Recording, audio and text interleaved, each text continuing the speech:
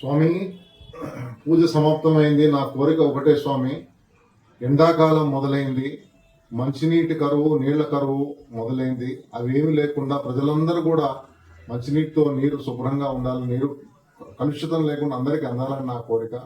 అలాగే స్వామి, ఎండాకాలం కరెంటు కోతలు కూడా మొదలైపోయినాయి. ఈ ఎండాకాలం కరెంటు కోత లేకుండా అందరూ కూడా కరెంటు ఉండాలని నా యొక్క మనవి తండ్రి కోరుకుంటున్నాను మనస్ఫూర్తిగా.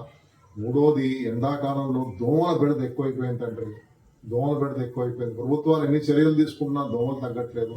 ఆ దోమలు తగ్గేటట్టు చేయి తండ్రి, అందరికీ సుఖమైన నిద్రపోతారు. సర్లేండి, ఇంట్లో గ్యాస్ బుక్ చేసి వారం అయింది, అది అడగండి ముందు వాళ్ళకి ఫోన్ చేసి.